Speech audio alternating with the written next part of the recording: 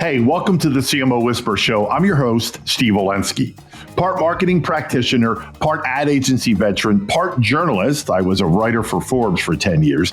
I've had so many insightful conversations over the years with business leaders, to athletes, to celebrities, to, of course, CMOs.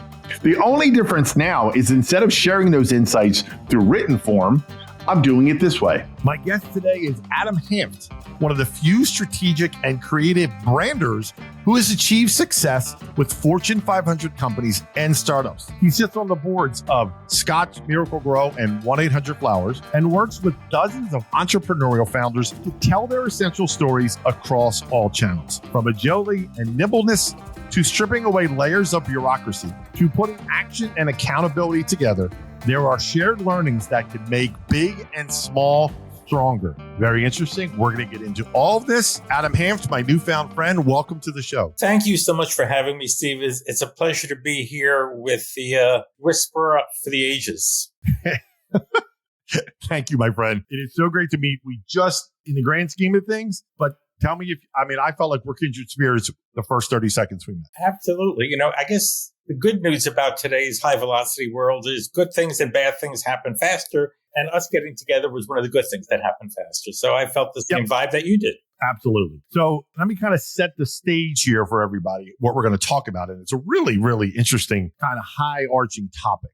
And this is what you shared with me. And I didn't change your word because I think it's fascinating. How big needs to educate small and how small needs to school big. So before we get granular, everybody listening, what does that mean at a high level? At a high level, it means that we really have two parallel universes in the economy, both domestically and global. We've got the top huge companies, Fortune 100, 500, even Fortune 1000 companies are pretty big, and they're all struggling in one way or another. On the consumer side, they're dealing with limited growth. They're dealing with consumers who, at the bottom two-thirds of the economy, don't have enough disposable income, and increased competitors, both from other legacy companies and from startups. So one universe is big companies that are really in an existential crisis. And when you listen to them and you listen to the earnings reports, and by the way, our listeners should really pay attention to the earnings calls because you really get insight into what CEOs are saying and what CFOs are saying. And the Q&A sessions, I'm diverting a bit, but the Q&A sessions at the end of the prepared remarks are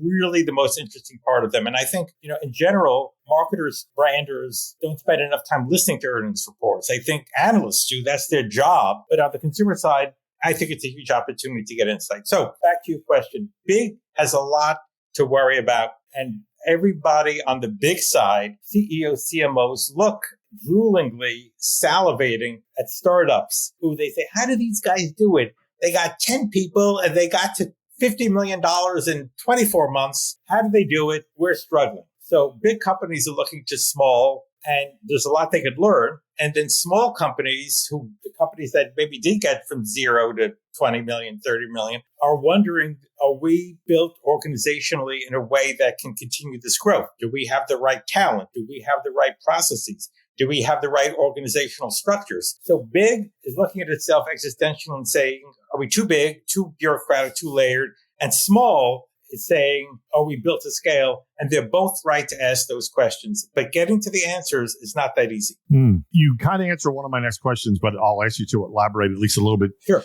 I'm curious, where is the line between big and small? And you mentioned like 20 or 30 million. Is that kind of like the line of demarcation kind of thing? I would say, what it's like when you ask people, are you middle class? And they say, yes, I'm middle class. And the range of what middle class could be somebody makes 50, or there's people who make 300,000 who say they're a middle class. So I think a lot of that is applicable to what a small company is. I think if it's a SaaS company where you don't need a lot of people to grow, then it's a different model than if you're a CPG company or a services company. But I do think that, let's say, below $1 million in revenue, $100,000 a month, let's say, annual run rate, you're talking about two different kinds of organizations, two different kinds of stresses, two different kinds of opportunities. Gotcha. Okay. Thank you for that kind of line in the sand. I know I was interested. I'm sure everybody else is. Where do you define big and small? It's a variable line in the sand, but I think there is a distinction. There's also another. I would also look at growth. If you're in a hockey stick growth curve, you're in a very different position than if you're a CPG company struggling to get 2, 3, 4% growth out of your core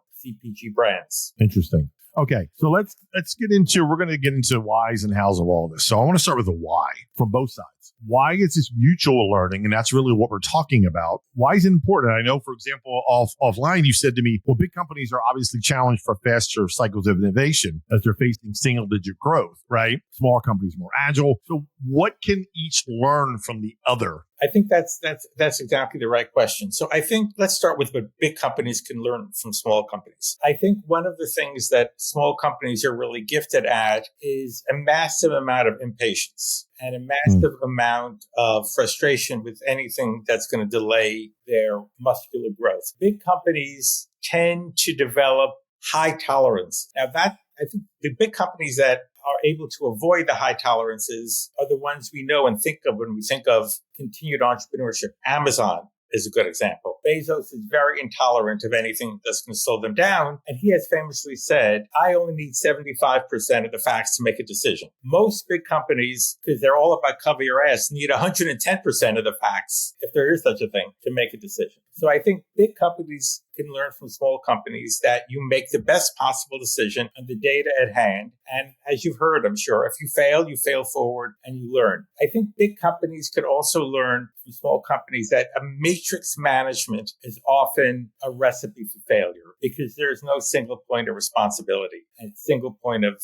accountability. And when I look at big companies that have highly matrixed organizations, I say to them and their leaders, you need to rethink how you've organized, because what you're doing by thinking that you're creating collaboration and by thinking that you're creating more teamwork, you're actually delaying progress, slowing things down, and not giving anybody the accountability that's required for successful decisioning. And I think it's not easy because big companies in very many ways are hierarchical. They're built on military kinds of structures. And those architectures don't lend themselves to saying, Steve, it's your neck that's on the line.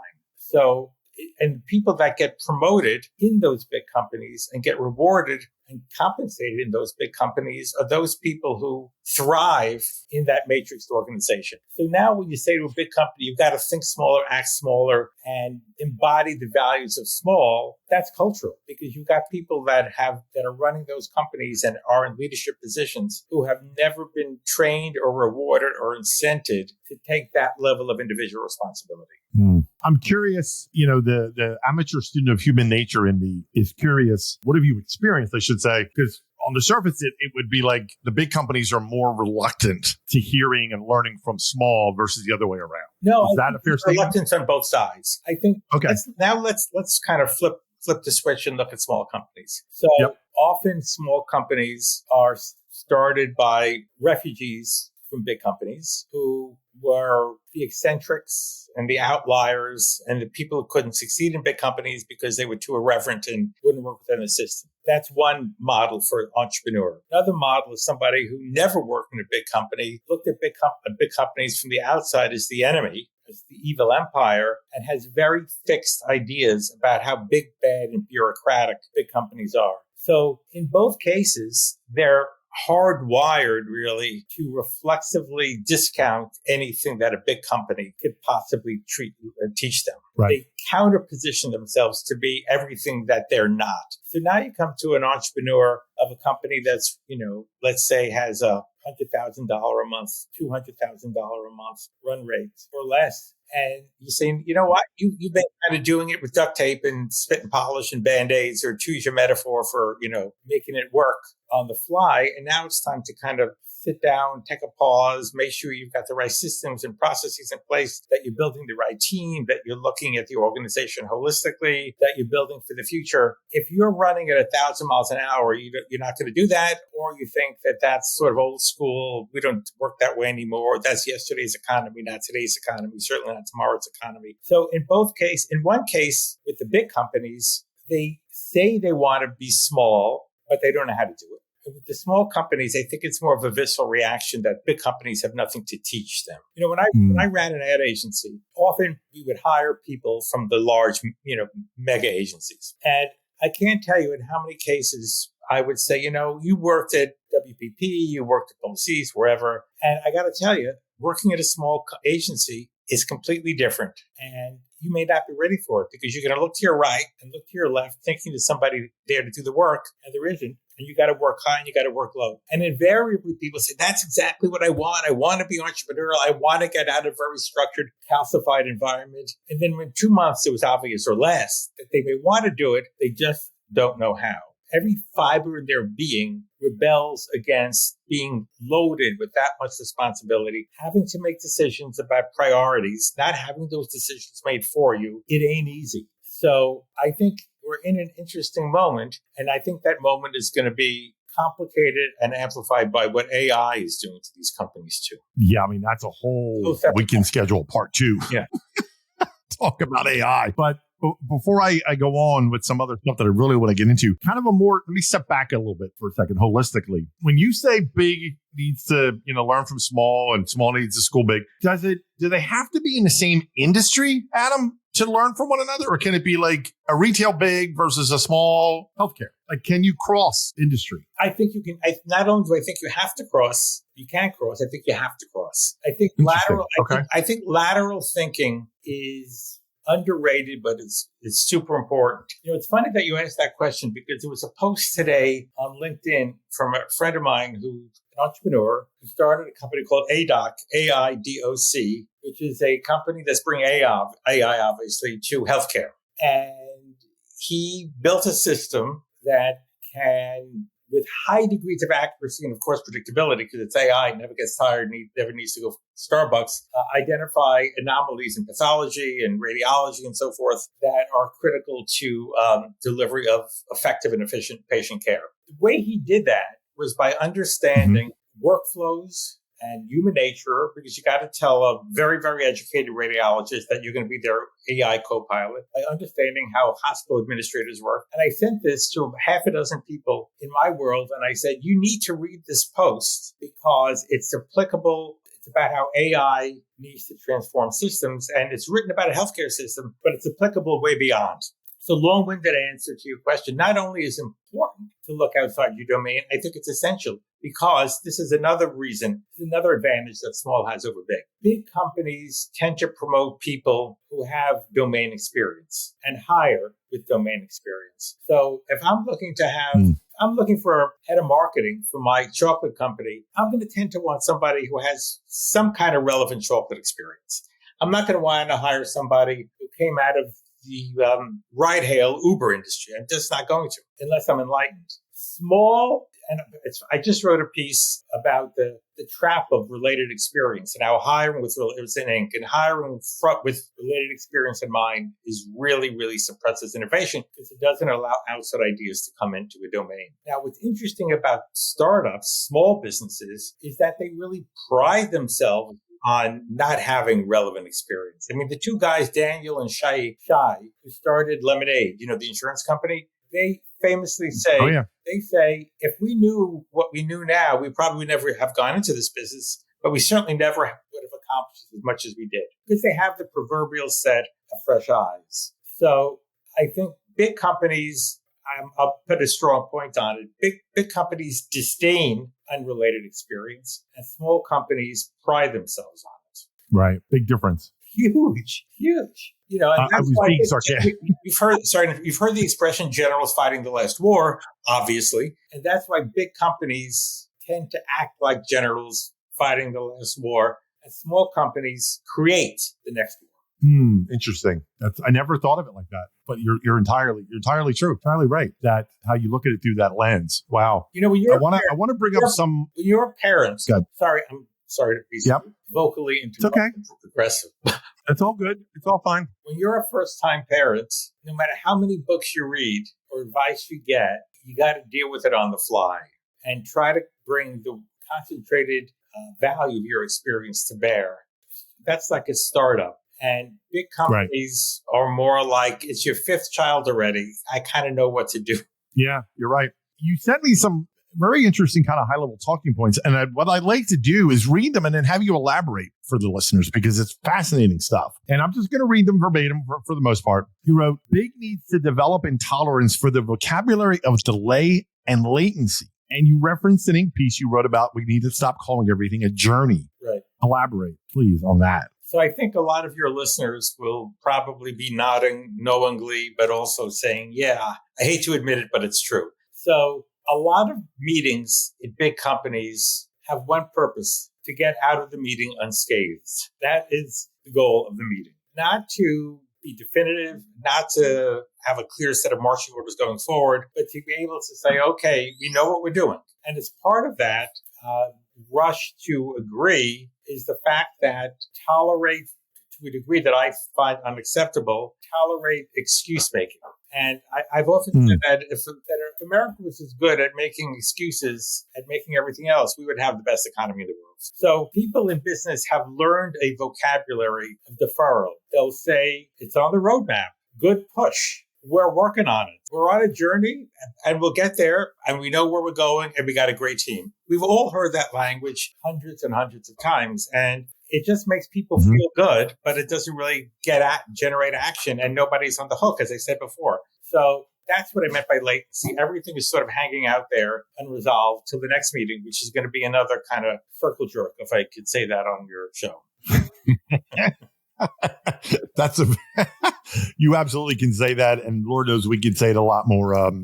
What's the word? Explanatory. I'll leave it at that. You can work blue, like exactly. The comedians say. Okay, and totally. So another one targeted towards the big companies. And by the way, we're not just going to pick on the big companies. We're going to get to the small companies. But the big companies, you say, need to hire people with entrepreneurial experience and not just one or two. And I'm really glad you said because they will suffer from tissue rejection. Right. What does that mean? So this is something that you hear a lot in big companies, and HR people use the metaphor of tissue rejection, which is basically you're triggering the immune system of the company. So if you think of a company as an organism, and then you extend the metaphor of an organism having an immune system. And when you introduce something challenging to the immune system, you have all the antibodies kind of come together and say, holy shit, what's happening to us? We got to fight this. We got to get rid of this because it's an invader. Well, that's the metaphor. So if you bring one person into a very traditional company that came from a more disruptive company, the immune system of the org, the antibodies, the T cells, are going to get rid of that person and overwhelm them, and they'll probably leave, and then everybody will sit around and wring their hands and say, what happened? Well, it probably was our culture. Maybe we didn't work hard enough. See that? We really can't bring in people from the outside. It doesn't really work. They have to know us. That's the excuse. They don't really know us. That's what happens when you hire one person. But if you make sure that you hire critical mass of change agents, a critical mass of provocateurs, and you populate them in different departments, and they could basically represent a new way of thinking broadly in the organization, you're less likely to get successful tissue rejection because the immune system, it's like COVID. The immune system is challenged in so many ways that the invaders, in quotes, will have a beachhead, will set up a foothold. So my advice to companies, large companies, and it could be consumer, it could be B2B, they could be services, it doesn't matter. If you're really serious about change and disrupting yourself so others don't disrupt you, and you're really serious about cultural growth and inspiring leadership through action, then you can't just hire one person and think magically it's going to happen. You have to be very purposeful, and HR and strategy and leadership have to work together to make sure that you bring in enough people, enough intellectual ballast to really affect change. Yep. To signal, by the way, importantly, that this is important to the company. If you hire one random person or two, it's not a signal. If you have a lot of new people from a lot of new industries and a lot of new thinking, that's a signal. I love that. And I love this next one, which is targeted toward the small brands. And you said they need to stop assuming that big brands are just a bunch of lazy and overpaid bureaucrats. Right. Now, by the way, which I haven't gotten to yet, but my background, like yours, I've been on both sides of this. I've been in small, I've been in big, and everywhere in between. And I can tell you that assumption is very real amongst small brands, that they think big is just everybody's got a title, everybody's got an office, everybody's overpaid. How do you fight that assumption? Yeah, I said this earlier. It is true. And if you look at 25 or 50 funding decks of small companies, startups trying to disrupt big companies, you will see that as a recurring theme, a leitmotif. We're challenging a leader because they're basically asleep at the switch. They've taken their industry position for granted. They've promoted people who are mediocre from one level to another. And we're here to shock them, to jolt the system. And by the way, I'll get back to the question in a second, but one sidebar is if you look at what Harvard Business Review and McKinsey and and the Accentures write, they will in many ways support what these startups are saying. They will be saying that big companies have to look at themselves more honestly, more thoughtfully. They've got to rethink their structures and all these other things and all these other behaviors. Now, sidebar on sidebar, the reason that you find McKinsey and Bain and BCG writing this, and by the way, who writes these articles? It's their consultants. You go to all their branded content. It's a platform for their consultants because they're selling consulting. It's completely transparent, but nobody fucking thinks about it enough. So when McKinsey basically acts like, quote, a traitor to their class and says, American corporations are going to lose the global battle for competition, you got to change. Well, who's going to change it? They are. It's a self-justifying flywheel that they've created. But my point going back to the perception amongst small companies that they're competing with a bloated and inadequate, somewhat or almost incompetent adversary is very deep in the ecosystem and the belief system. And I've seen very often startups shoot themselves in the foot by underestimating first of all, the resources, because startups can only afford to make one or maybe two mistakes. Big companies could afford to make many, many mistakes. So there's an overconfidence factor, the Dunning-Kruger effect. There's an overconfidence factor that startups have. And they, particularly now when funding is tight and there are down rounds and everything else, they don't have the resiliency that they may think they have. I think they've been schooled a little bit by what's been happening in this, so-called nuclear winter adventure. But a metaphor I always use, or I like to use, is if you plant a tree in your backyard and it's a new tree and you don't take care of it and you have one or two droughts or one or two bad winters, the tree can't survive. It has no resiliency. It doesn't have the root structure. A big tree takes years to die. It took Kodak years to die. It took Montgomery Ward years to die. It took Kmart years to die. Startups don't have the time to outlive a lot of these big companies also. So therefore they could learn. What can they learn from big companies? They could learn not to be arrogant, to think that just because you're younger, you're smarter. You could learn the importance of processes. You could also learn the importance of emotional health and well-being, because there's a lot of recent data that says founders are under a lot of pressure. And as you know from your work, your writing, when you're under stress, when you're under pressure, you make very bad decisions. Your brain does not think through all the available information. So I think there's a lot of generational metaphors here. So we're coming up to Thanksgiving, so I'll use that. So if grandpa is sitting at the table saying, I know, I've been there, I've seen it all, I am the ultimate source of wisdom, that's wrong.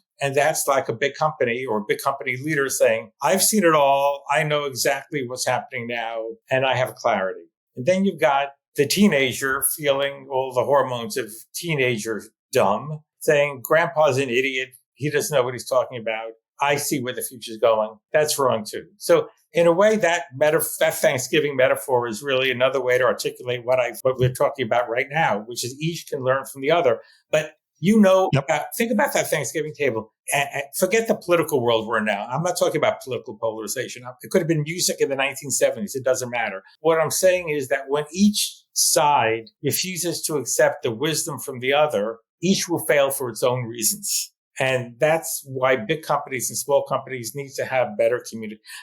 Big companies need to learn, as I said, and small companies need to absorb too. Interesting. I love that. Okay, we're coming up against it, and I'm going to end like I do at least recently. I started this new thing called the Random 5, and it is 5 random questions that I'm going to ask you, which will give us a kind of a look into your personality. And these are very random. I have this database of thousands of questions, and I pull out 5 very randomly for each guest. So if you're ready, well, hold on. Where'd the database come from?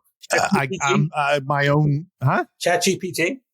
It is part that, part other sources, part my own source. All right, come Having done this so many times. Come at me. Okay. Number 1, if you had an extra hour in your day, how would you spend it? Definitely daydreaming. I mean, all the research shows that daydreaming is critical and underutilized, and I would be basically celebrating nothing, kind of like Seinfeld. The show about nothing. Exactly.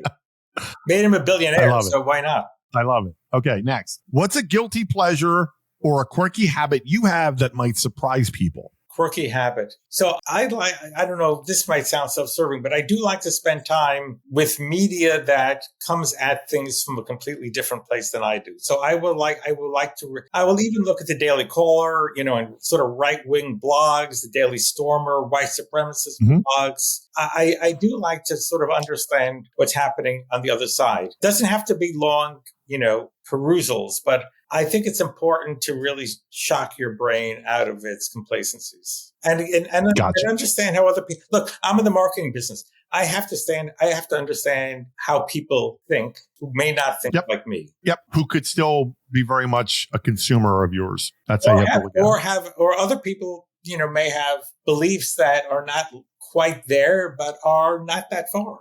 Exactly. It's at the end of the day, it's open mind. That's how the guy who wrote the book, The Filter Bubble, a couple of years ago. It's a brilliant book. It really anticipated what was happening with these self-constructed ecosystems that we live in. And it's hard to break out of them. And it gets to our earlier conversation too. I think big companies are in more of a filter bubble than small companies. Small companies somehow live in the real world more than big companies do. Completely agree. Okay, next question. If you could have dinner with any historical figure, living or dead, who would it be and why?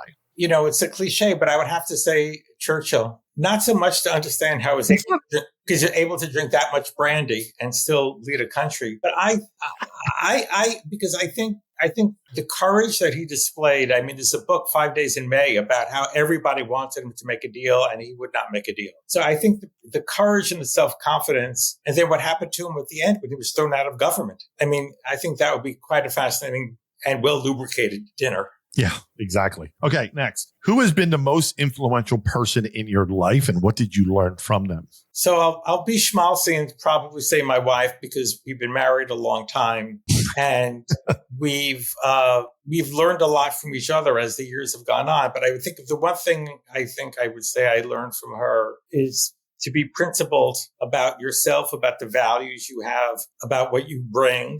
Not to be arrogant about it, but to never lose confidence. Got it. Last question. If your life was a book, what would this chapter of your life right now be called? The introduction. I love it. That's a mic drop right there. Hey, that's a mic drop. Adam Hanft, I cannot thank you, my newfound friend. I'm going to go out on a limb and say we're going to do a part 2 because I thoroughly enjoy talking to you, and I know my listeners will as well. So thank you, my friend. Available for part 2. This is the introduction. So part 2, part 3. There you go. War and Peace, whatever you want. I'll be there for you, my friend. All right. Thank you again. My pleasure. Well, that wraps up another episode of the CMO Whisperer Show. I hope you shared this episode with your friends. And if you have not already, please subscribe to be kept up to date on all the latest episodes. And if you're so inclined, leave me a review on your favorite podcast platform. Thank you.